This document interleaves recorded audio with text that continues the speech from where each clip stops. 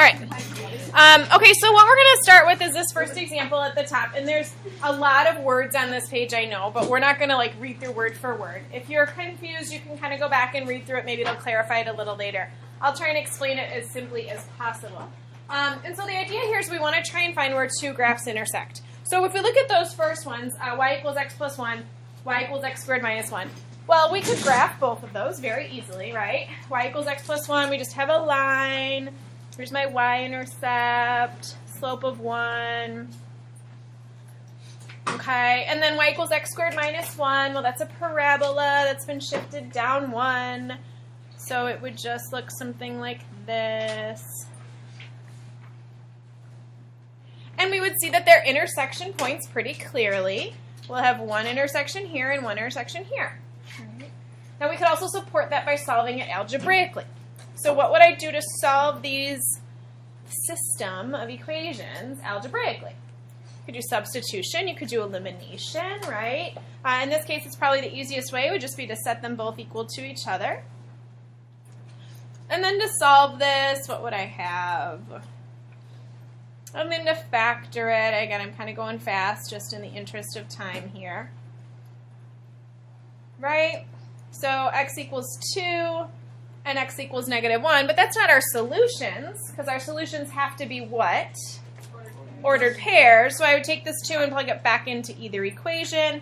And I would get 2 comma 3. Take the negative 1, plug it back in, and I would get negative 1, 0. And you can confirm that by looking at your graph. Oh, yes, negative 1, 0, 2, 3. Those are my solutions, okay?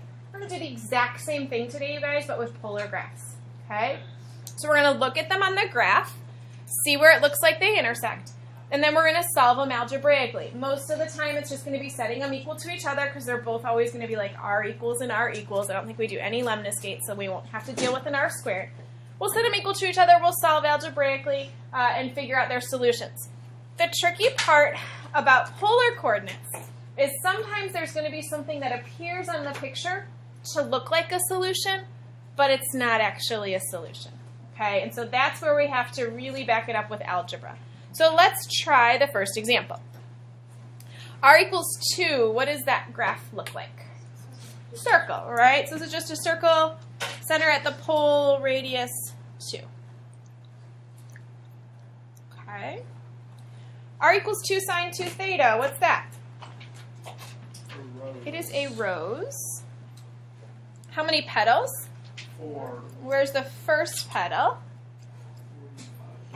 Yeah, you do 90 over 2. So my first petal would be at 45.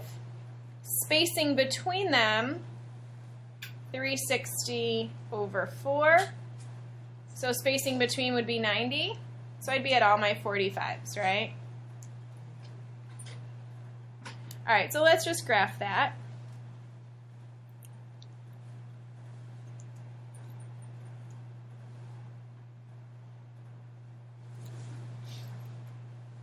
Good. So how many intersection points does it look like we have? It looks like we have 4 intersection points, right? And if we just tried to solve these by graphing, we would pick all 4 points. Unfortunately, 2 of those points are not valid, okay? And this is where we want to talk about what's called a simultaneous solution. And it does kind of mention it in these readings here if you read through it all. So there's a thing called a simultaneous solution, and there's other things that are just solutions, right? In trig and in polar graphing, we have to find simultaneous solutions in order for them to be solutions. Okay? The way you're going to find them is you're going to do the algebra behind it. So once we work through the algebra steps here to solving them, we're going to see that we actually only get 2 out of those 4 points. And then I'm going to talk about why 2 of them work and 2 of them don't work, okay? So let's do the algebra. Let's set them equal to each other. Okay. And divide by 2. So the sine of 2 theta is equal to 1. I can do a u substitution here, right? And so I have sine of u equals 1. Well, when is the sine of u equal to 1? Pi over 2. Just pi over 2, right? But we got to generate more because it's a u substitution. So go ahead, generate the next one. Add 2 pi. So what would my second answer be? 5 pi over 2. Good. And then I plug back in 2 theta, divide by 2. So what are my solutions here? Theta equals pi over 4 and 5 pi over 4. But I'm not done because just like the ones above, I need to write my final answers as ordered pairs. Okay, so these are the theta. So I still need to figure out r. Well, r is pretty easy. What does r equal for this one? 2. So my 2 solutions would be 2 comma pi over 4 and 2 comma 5 pi over 4. Okay, so let's figure out which 2 those were. Well, 2 pi over 4, so here's pi over 4, and 2. So that's this guy here. So that's a yes. And 2 comma 5 pi over 4, pi over 5, this is 5 pi over 4 down here. So this is another yes. So why in the world are those other 2's not solutions? Why am I saying no to these 2? Why are these not what we consider simultaneous solutions? Yeah, so what's happening? Let me see if I can kind of explain this. Chris, what did you say? Doesn't matter so much about the negative r. Sometimes the negative r would work. And actually, these would be a positive r if I was at 3 pi over 4. It would still be a positive r, right? So that would still work. But let's talk a little bit about yesterday and how when we graphed yesterday, it was all about like the way in which we were graphing it, the direction, sort of the movement of those graphs, right, when we restricted them. So I want you to think about the movement of these graphs. And basically, in order to be a solution, the word simultaneous is really important. Both the theta and the r have to be exactly the same at the same time. Kind of like time, right? It's not really time, but it's kind of time. So let me see if I can explain it with my fingers. This is very high-tech. All right, so the rose is going to start here, correct? The circle is going to start right here. As I start going around, pi over 6, pi over 3, pi over 4, right, I'm going in order, sorry, pi over 4, pi over 3, pi over 2, right, going around. As I start going around, watch what happens. So these are going around, and oh, they come together at the same time. Yes, that's a simultaneous solution. So then I keep going, and I keep going, and I keep going, and I keep going. Where does this rose go next? It goes down here. We talked about this yesterday. Where does this circle keep going? It keeps going this way. So what's happening? Oh, they're not a simultaneous solution here, right? One's in quadrant 2, one's in quadrant 4. So what's going to happen? I don't even need to switch arms. Okay, the rose is going to come back into the center. This one's going to keep going around the circle.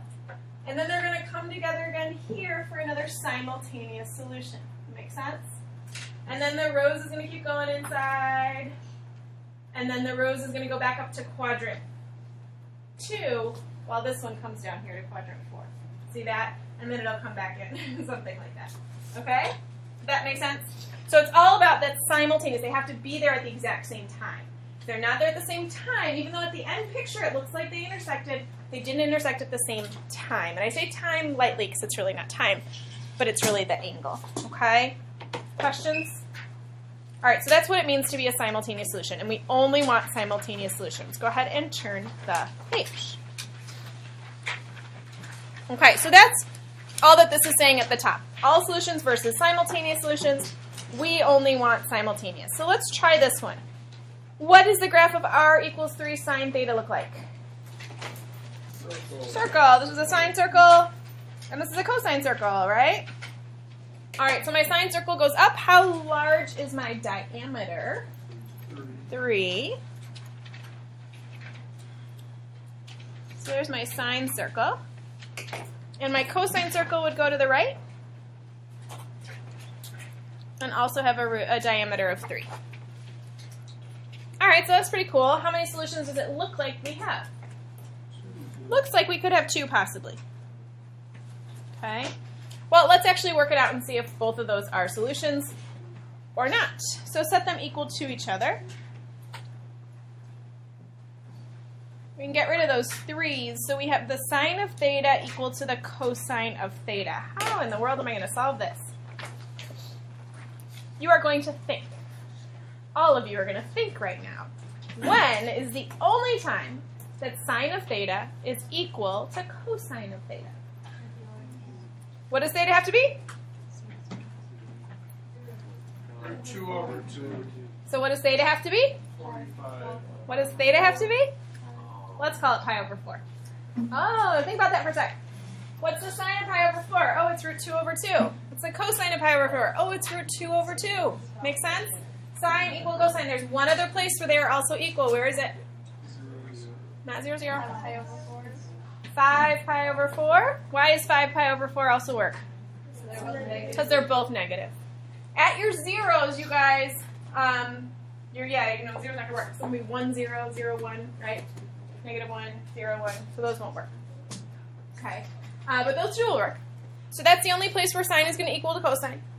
We still need to write these as ordered pairs. So let's go ahead and take that pi over 4 and plug it back in. You can plug it back into either equation. And so what would be my ordered pair here? If I plug in a pi over 4, I get 3 times the sine of pi over 4. So that's 3 times root 2 over 2. Does that look good? And how about for 5 pi over 4? I plug that back in. I get the sine of 5 pi over 4, which is just negative root 2 over 2 times 3. So it would be negative 3 root 2 over 2. All right, so I got two solutions. And I look over here. Let's see if they correspond to the solutions we got on our graph. Well, where is 3 root 2 over 2 comma pi over 4? Well, here's pi over 4. So I'm going to guess that 3 root 2 over 2 is like a little bigger than 2, right? So I'm guessing this point right here corresponds to this one. All right, where's the second point? Don't they go around the circle 2 times? They do, and we're going to talk about that. You're exactly right. So this is 5 pi over 4, but I want negative 3 root 2 over 2. Well, that's going the other direction. Guess what? These are the same exact point. Okay, so do I need to write both of them? Yes. Why? Because what is the cycle of a cosine and a sine circle? One cycle of a cosine and a sine circle. We did this yesterday. Full cycle. It's just pi. Okay? So pi gets it around once. 2 pi means it's going to go around a second time, which is why we have 2 answers for this same point. All right, so my question is, what about this other point at the pole? Well, it looks like it's not a solution, and it's definitely not a solution. If it doesn't come out here algebraically, it's not a solution. So that pole is not a solution. But they do really like you to check the pole, and you're going to see this on every one, this idea of checking the pole. Now, I always have students say, well, why do I need to check the pole? If it doesn't come out here, you told me it's not a solution. Why should I check it? And the answer is, I really don't think you need to, but it's like good form to always check your pole to see if it's a simultaneous solution. So it's really easy to check your pole. All that you do is you plug in 0 for r. So when I plug in a 0 for r, I get these two equations.